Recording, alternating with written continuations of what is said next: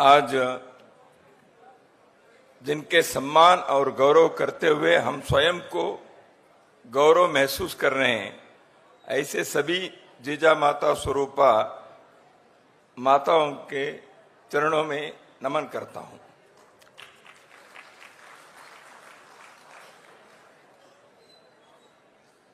मध्य प्रदेश के मुख्यमंत्री श्री मोहन यादव जी, केंद्र के क्रीड़ा मंत्री मनसुख भाई,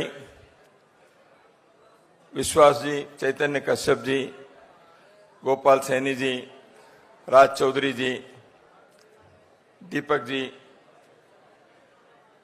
सभागार में उपस्थित सभी श्रद्धेय माता भगिनी, सज्जन बंधुओं, वैसे देखा है तो कार्यक्रम के मुख्य हिस्सा जो है वो समाप्त हो गया है। इतना ही है, आप सबकी ओर से मुझे क्रीड़ा भारती संगठन के सभी पदाधिकारियों को आपकी ओर से धन्यवाद देना है।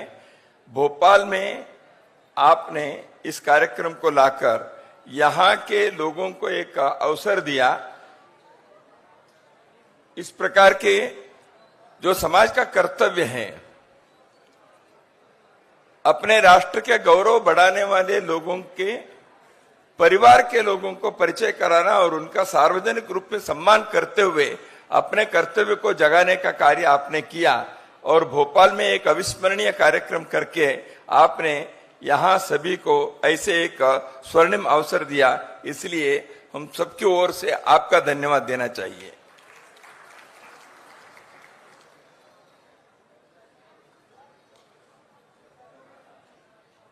खिलाड़ी मैदान में खेलता है या खेलती है और पदक मिलता है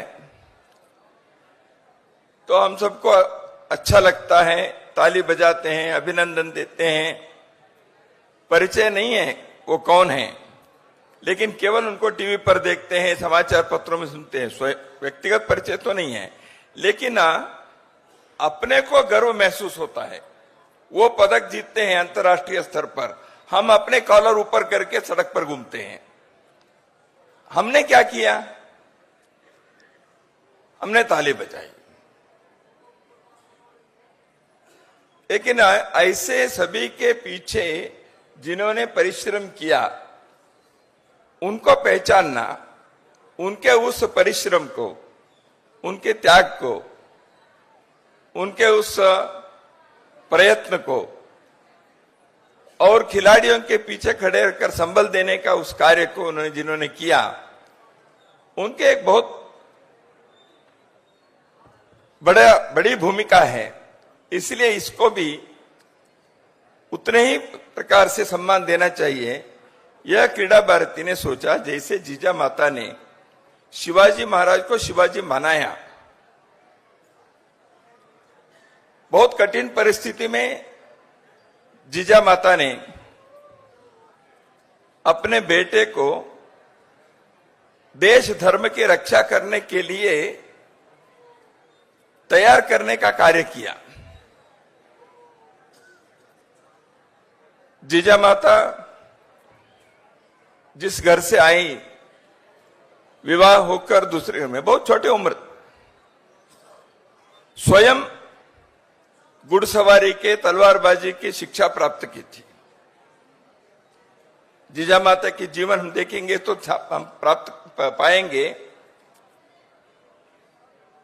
कुशल प्रशासक भी थी। एक ही उदाहरण पर्याप्त है। आगरा के कारागार में औरंगजेब के कुटिलता के कारण शिवाजी महाराज जब बंद रहे, वो वापस आने तक राज के कारोबार चलाने वाले कौन थे? एक एक विषय के बारे में उस समय कैसे चलना चाहिए, कैसे चलाना चाहिए, क्या करना चाहिए और धैर्य कैसे रखना चाहिए। दुश्मन के जेल में बेटा वहां है तो उस परिस्थिति में मां राज चलाने की जो कुशलता दिखाई, ये जीजा माता है। तो इसलिए मैंने कहा एक कुशल प्रशासक भी थी और दूर के दृष्टि पति शाहजी कई प्रकार के अहमदनगर के, बीजापुर के सल्तनत में सेवा किए, निजाम की सेवा किए। जिसको राजा बनकर रहना था वो सेवक हो गए थे। जीजाबाई कहती भी हैं, क्या देश की दुर्गति आई है। तो इसलिए उन्होंने संकल्प लिया, मेरा बेटा शिवबा ये किसी के नौकरी नहीं करेगा, किसी के गुलाम बनकर नहीं रहेगा, ये स्वतंत्र रहेगा और एक स्वतंत्र राज्य का निर्माण करेगा। उन्होंने संकल्प लिया। हम सब जानते हैं, शायद हमने पढ़ा ही होगा, जब जीजा माता गर्भवती थी, कहते हैं महिलाएं माता बनने के पहले जब गर्भवती है उस समय कई प्रकार की इच्छा होती है, ये खाना है, ये देखना है, ये वहां करना है, इसे तो तरह तरह के अन्य अन्य प्रकार की इच्छा होती है। लेकिन जीजा माता को किस प्रकार की इच्छा हो रही थी? सिंह पर बैठकर जंगलों में जाकर मैं शिकार कर रही हूं, मुझे कोमल संगीत की इच्छा नहीं हो रही है, रणवाद्य बजाओ। यानी जन्म लेने वाला बेटा किस प्रकार का हो रहा है ये पहले ही सूचना मिल गई और उस प्रकार की इच्छा उन्होंने व्यक्त की। तो ऐसे जिनकी इच्छा होती है उसके बेटा तो हिंदवी स्वराज की स्थापना करेगा ही ना, किया।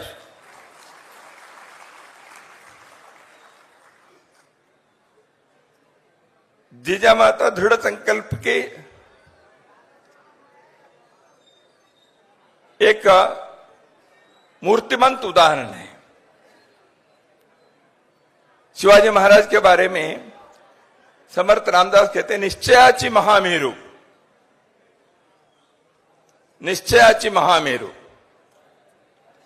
तो वह शिवाजी महाराज के अंदर ये गुण कैसे आए? मां के कारण है। निश्चय के महामेरु वो स्वयं थी। एक बार संकल्प लिया, अडिग रही, हिली नहीं। जीवन में बहुत सारे उतार चढ़ाव हुए। उनके ही परिवार के अंदर, पति के घर में और पिता के घर में, यानी ससुराल में और नैयाल में, वो दोनों तरफ एक ही दिन झगड़ा करके संभाजी और दत्ता जी दोनों के मृत्यु हो गई। आपस में झगड़े, किसके लिए रोए? ऐसे परिस्थिति में जीजा माता दृढ़ निश्चय रहती है, मैं परिस्थिति के सामने नहीं झुकूंगी। परिस्थिति के ऊपर पैर रखकर उसको कुचल कर आगे बढ़ने वाले ऐसे एक बेटा को जन्म दिया। इसलिए शिवाजी महाराज सब प्रकार के परिस्थिति के चुनौती को सामना करते हुए उन्होंने किले के बाद किले जीतते गए, अंततोगत्वा एक साम्राज्य की स्थापना की। तो जीजा माता के बारे में कहते हैं कि चारित्र के दृष्टि से, कुशलता के दृष्टि से, एक मां की दृष्टि से शिवबा को बचपन से महाभारत के, रामायण की कहानी बताई, भीम के, कृष्ण के, अर्जुन के, राम जी की कहानी बताई, तुमको कैसे रहना ये सिखाई। तो ऐसे जीजा माता के नाम से ये सम्मान समारोह किया। क्रीड़ा भारती का उद्देश्य यही है, देश के अंदर क्रीड़ा के, खेल के प्रोत्साहन होना चाहिए। जैसे अभी खेल मंत्री मनसुख भाई ने कहा, खेल किसी भी प्रकार के हो, हर खेल के एक प्रोत्साहन मिलना चाहिए, सम्मान मिलना चाहिए। कुछ ही खेलों के आगे बढ़ना यह हितकारी नहीं है। सब प्रकार के खेल, भारत में खेलों की कमी नहीं है।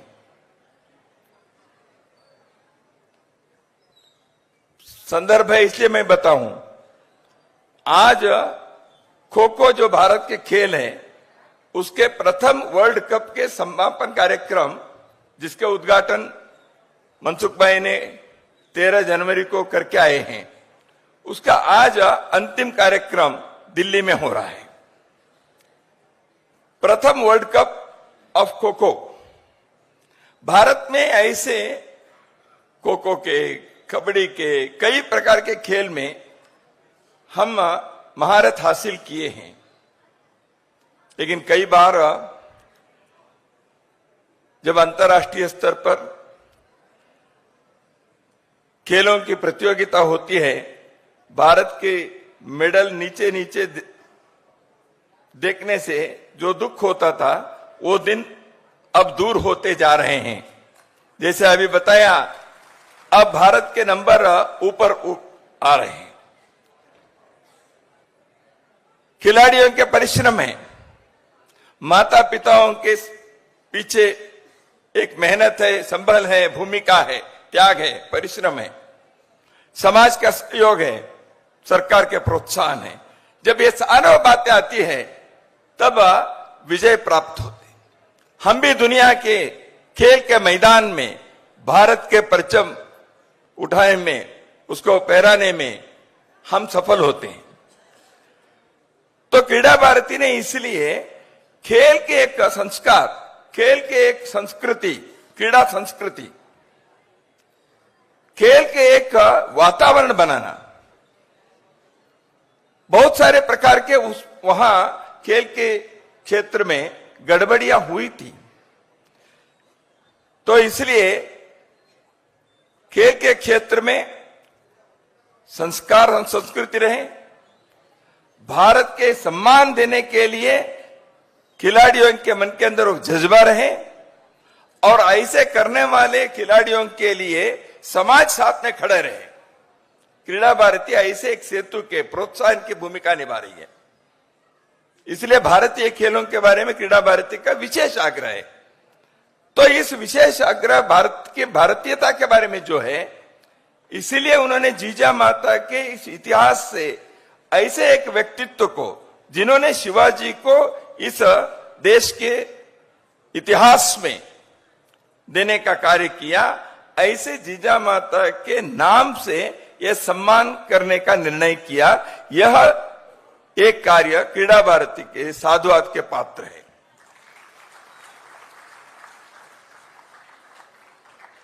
माताओं के बारे में मोहन यादव जी ने बताया। शंकराचार्य जी ने एक बात एक जगह पर कही, आदि शंकराचार्य ने, कुपुत्रो जाए त क्वचिदपि कुमाता न भवति।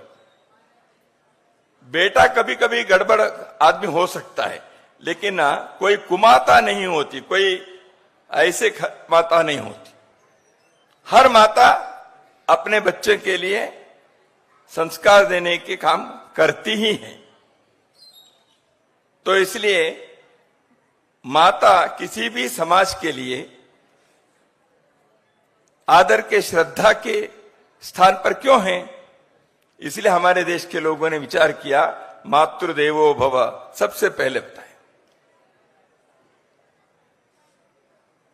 एक विवेकानंद हुए तो एक भुवनेश्वरी देवी की भी एक भूमिका है, एक शिवाजी हुए तो एक जीजा माता की भी भूमिका है। हमारे देश के प्रधानमंत्री भी अपने मां के बारे में कैसे श्रद्धा रखते थे, हम लोगों ने देखा ही है।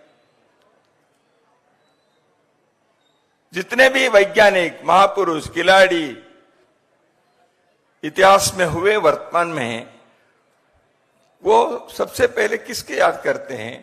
अपने मां को याद करते हैं, पिता को याद करते हैं, क्योंकि हमें ऐसे संस्कार मिला। अभी हमने यहां पर्दे पर भी देखा,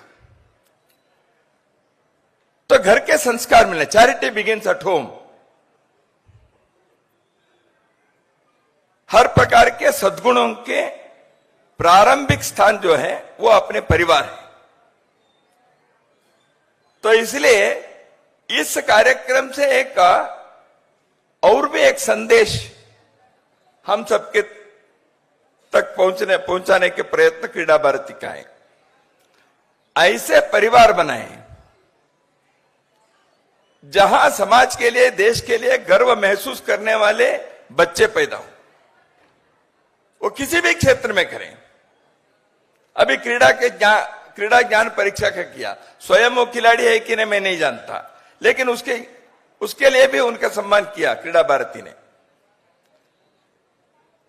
तो अपने परिवार में ऐसे वातावरण, ऐसे संस्कार आज नौजवानों में कई प्रकार के गलत आदतें बढ़ रही हैं, ये अनुभव में आती है। नशा की आदत, और जिस प्रकार के आजकल इलेक्ट्रॉनिक डिवाइस है, उस कारण से मन की चंचलता और विकृत मन बनना, हिम्मत हार लेना, आत्महत्या करना, अपराध वृत्ति बढ़ना,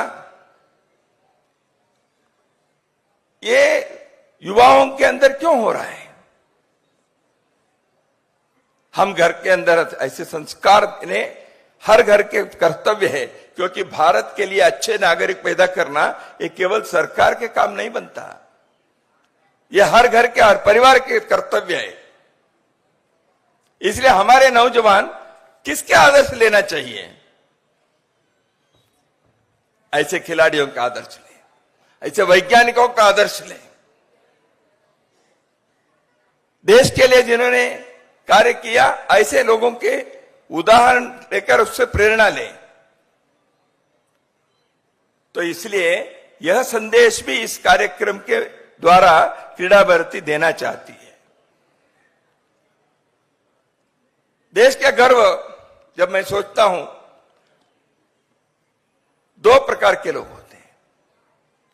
एक है खेल के मैदान में खेल कर देश के पदक लाने वाले, देश के सम्मान बढ़ाने वाले खिलाड़ी, रणांगण में देश की रक्षा के लिए अपने जीवन के कुर्बान देने वाले सैनिक। एक सैनिक और एक खिलाड़ी, वो राष्ट्र के ध्वज लेकर चलते हैं, उनके कोई प्रांत के, कोई भाषा के, कोई जाति के कोई नहीं रहता, वो देश के लिए खड़ा होता है। कोई सैनिक उसके जाति कोई नहीं पूछता, वो इस भाषा का ऐसा नहीं होता। सैनिक भारत का होता है, देश का होता है, वो खड़ा रहता है, युद्ध करता है, अपने जीवन को भी वहां त्याग देता है, यदि आवश्यकता पड़ी तो देश की रक्षा करता है, भारत माता की जय बोलता है। वो देश के किसी कोने से आए, किसी गांव से आए, लोग किसका सम्मान करते हैं? उनके माता पिता के चरण स्पर्श करते हैं लोग। आप ऐसे देश के लिए अपने जीवन के न्योछावर करने वाले व्यक्ति को आपके आपके घर से पैदा हुए, इसलिए समाज उनके प्रति कृतज्ञता व्यक्त करता है। उसी प्रकार एक खिलाड़ी, वो कौन से प्रांत आए? यहां केरल के हैं, नॉर्थ ईस्ट के हैं, त्रिपुरा के, असम के हैं, यहां उत्तर भारत के हैं, लेकिन ऐसे है क्या? ये भारत के हैं। इसलिए खिलाड़ी जब खेलता है और जीतता है, वो भारत के झंडे को ऊपर उठाता है। तो इसलिए भारत की एकता, भारत के सम्मान, भारत के गौरव, इस राष्ट्रभक्ति के प्रेरणा को जगाने वाले ये दोनों सैनिक और खिलाड़ी भारत के लिए सम्मान और गौरव के हमारे प्रतीक है। इसलिए इनके प्रति हम जो कृतज्ञता व्यक्त करते हैं, वो अपने देश के लिए, देश को मजबूत करने के लिए एक प्रेरणा स्रोत है। विवेकानंद ने कहा था, विश्वास जी ने अपने उद्बोधन में विवेकानंद जी का उदाहरण दिया, play football well, then only you will understand Bhagavad Gita better. आपको भगवत गीता ठीक से समझना है, फुटबॉल के मैदान में अच्छे football Khelo, sound mind in A sound body, स्वस्थ शरीर में स्वस्थ मन रहता है। खेल खेलने वाले लोग अपने खेल से, अपने परिश्रम से, अपने प्रतिभा से देश के लिए संदेश दे रहे हैं, हर घर के लिए, हर परिवार के लिए, हर गांव के लिए, हर मोहल्ले के लिए। उनका यही अपने परिश्रम से वो संदेश दे रहे, भाषण देकर नहीं। वो कहते हैं देखो हमने ऐसे किया है, हम ऐसे रह सकते हैं, देश के मान हम बढ़ा रहे हैं, आप क्यों नहीं बढ़ा सकते हो। यह मौन संदेश उनका जो है, इसको हम समझें, हम भी उस दिशा में 4 कदम आगे बढ़े, अपने परिवार को भी समाज राष्ट्र के लिए कर्तव्य निभाने वाले एक ऐसे इकाई बनाएं ताकि भारत हमेशा के लिए दुनिया के सिरमौर बनकर हम भी किसी से कम नहीं, ऐसे हो चाहिए।